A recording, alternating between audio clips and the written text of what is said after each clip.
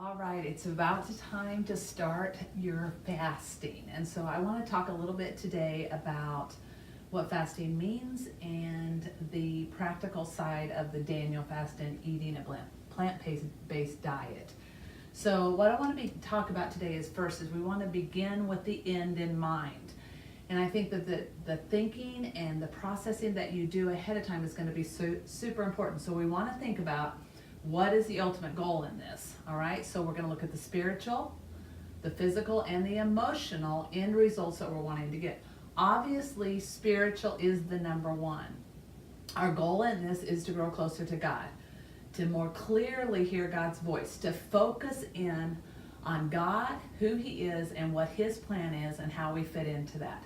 So that's the ultimate goal, and we need to continually keep that end in mind, because if not, it gets easy to get distracted during fasting. All right, so you want to think of those things.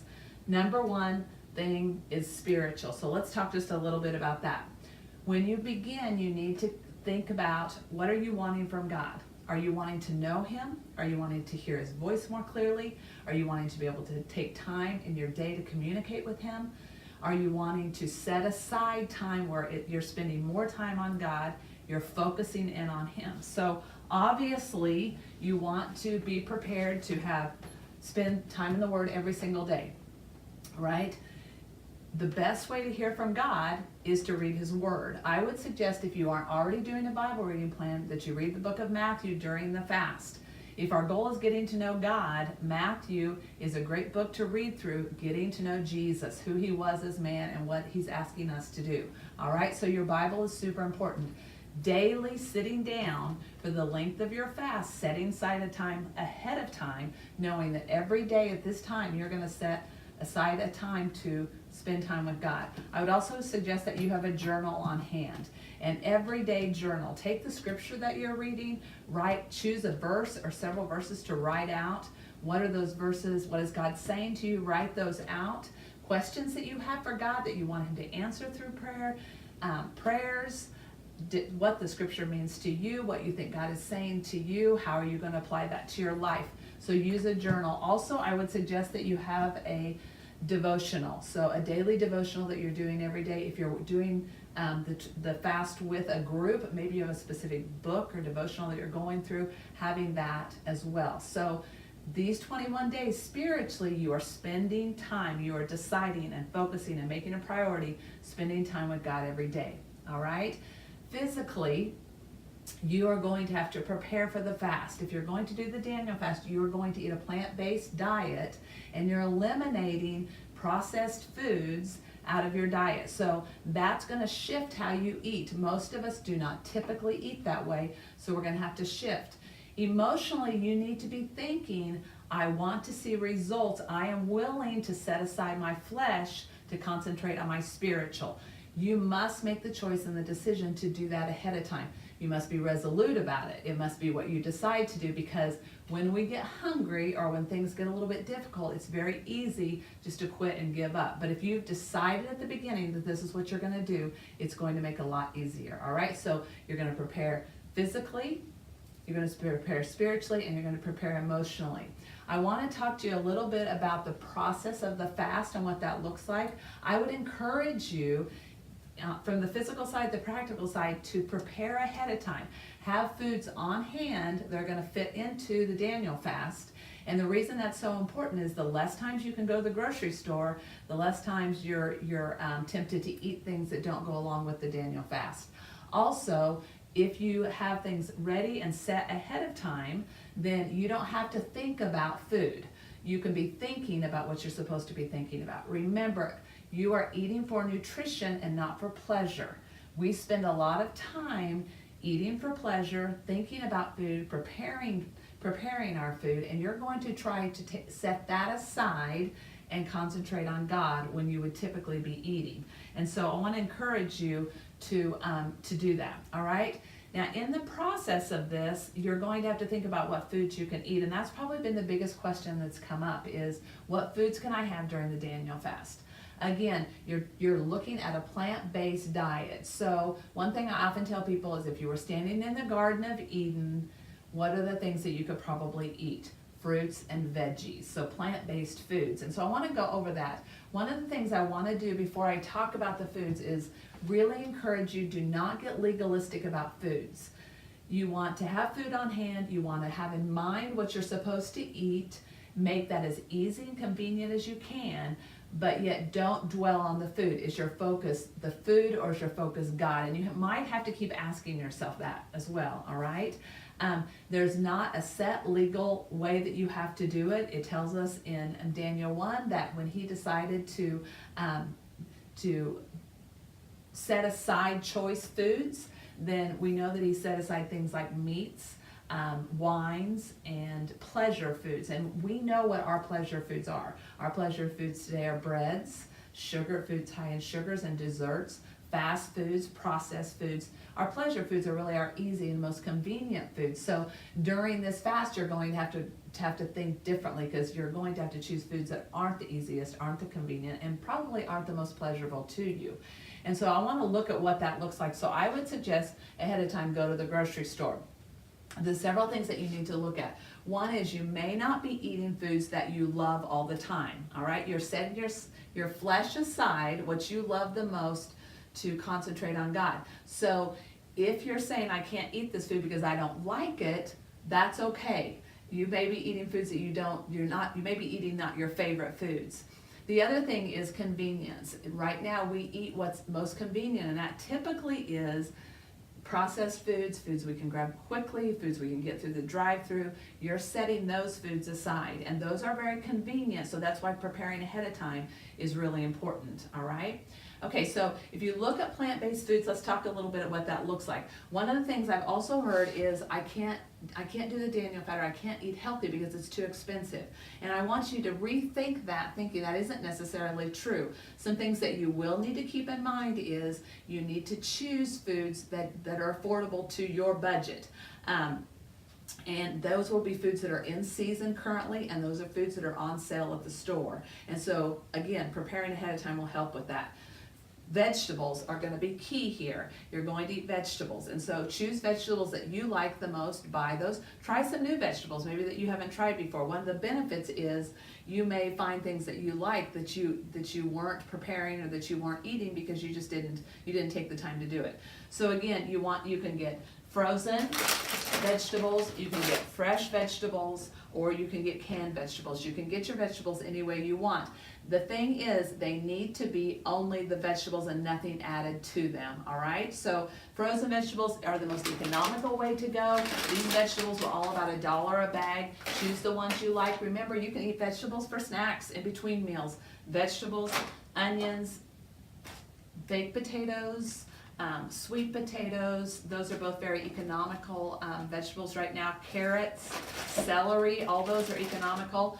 Get those ahead of time, shred them. The whole carrots that you shred and cut up yourself taste the best. They're better than the pre-made ones, but you can buy those. These are also least expensive, and so have those cut up in your refrigerator ready for snacks.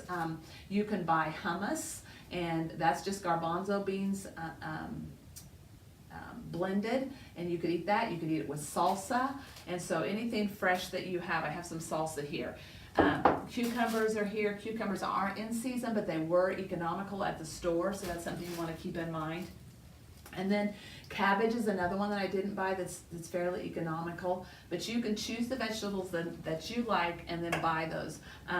The canned veggies right now are really inexpensive, so you can have those. So don't let the money side hinder you, but you will have to think ahead on those things, all right? So those are all good things that you can eat. A baked potato for a meal is very good.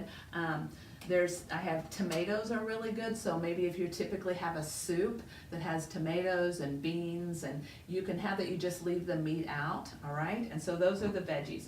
Fruits are another area. Fresh fruits are really good. Again, you want to buy what's in season so you're not getting as expensive.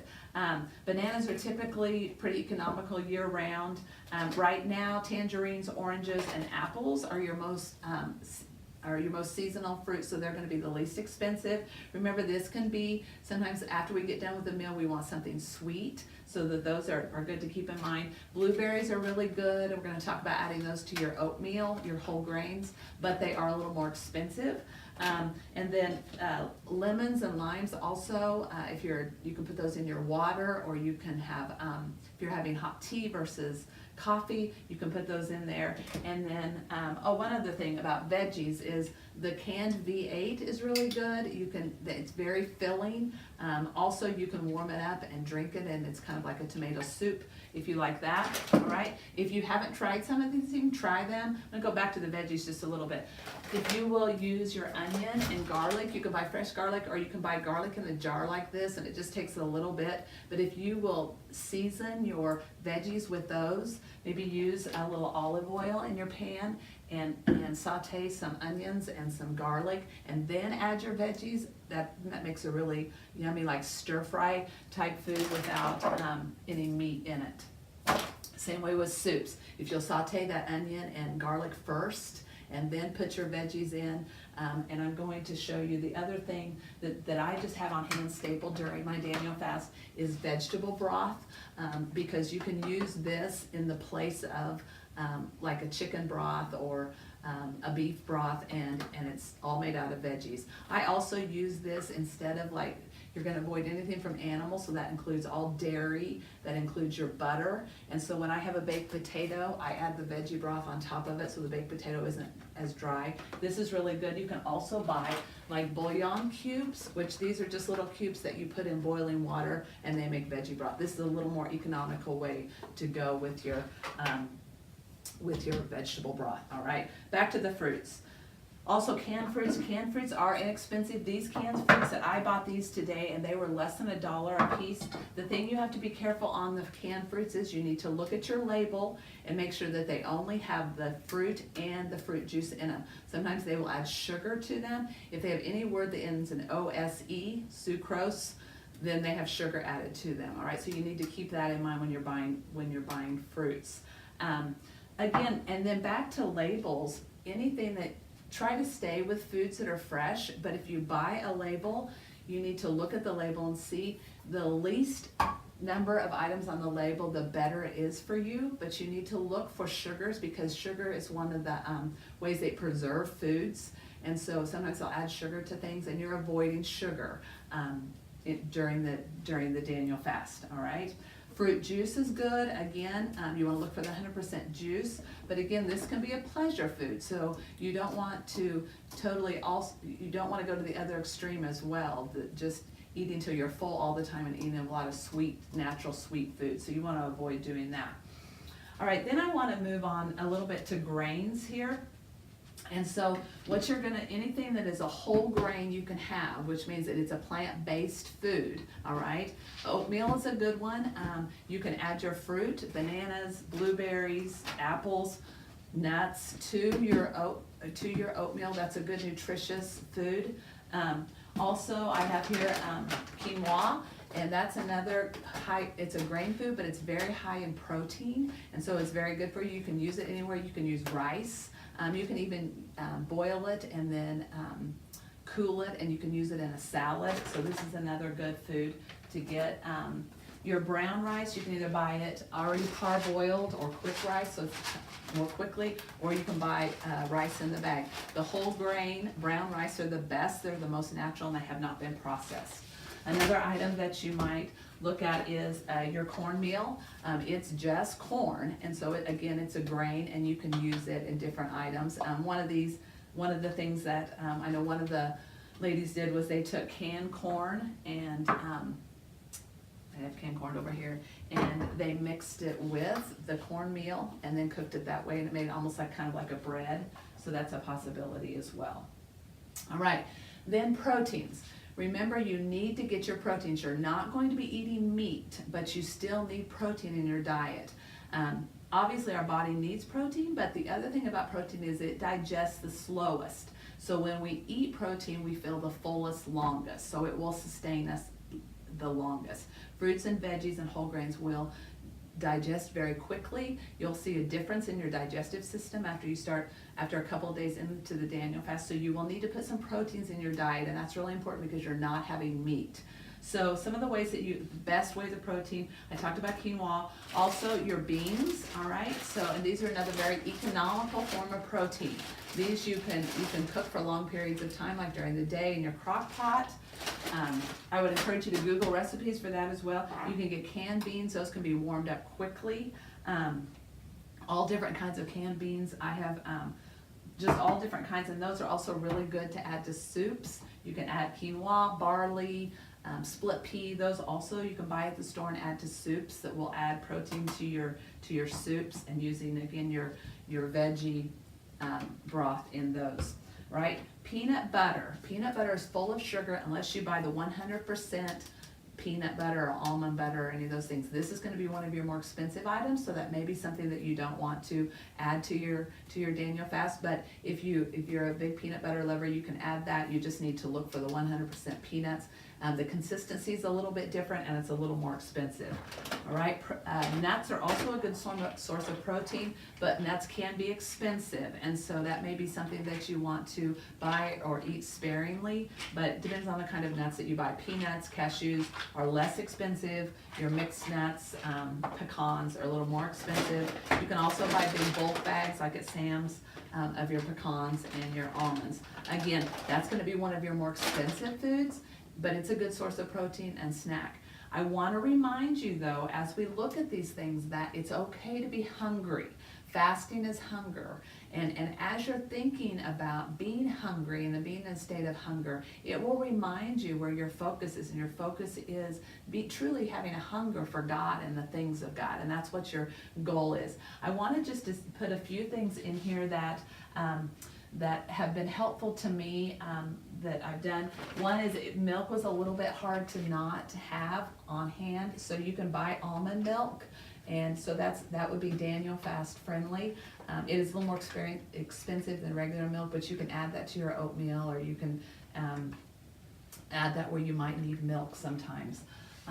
Also, coffee is something that I consider a pleasure food, and it also can be addictive, so I get rid of caffeine during the Daniel fast and add the herbal teas. And so these again are really good for you. You want to make sure they don't have caffeine in them, and then you can add your lemon or your lime to your tea as well. The other thing is sugars and pops you definitely want to stay away from. This is not on the table because it's Daniel friendly, but you can get seltzer waters which have the fizz in them, and so that's kind of the same taste in your mouth without the sugar, so that's something that you could think about as well. I've given you some options here. I haven't necessarily given you meal prep, but these things you can use. Your meals will not look the same as maybe they typically do now. Maybe you run out to fast food and get meals. Those are not going to be a possibility for you that maybe you're currently eating. Meat and pastas, breads, those are the things that you're setting aside. So in your mind, think, this is what I am eating.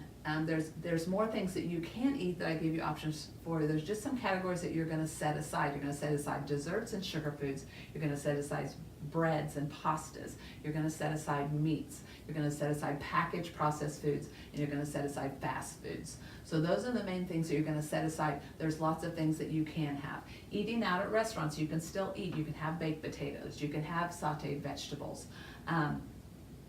You can have salads, all right? So but you want to stay away from those things that are added pleasures, like ranch dressing, things like that, with those salads. So your food may seem more bland, but that's okay. Again, remember, you're setting aside your flesh to enhance your spiritual.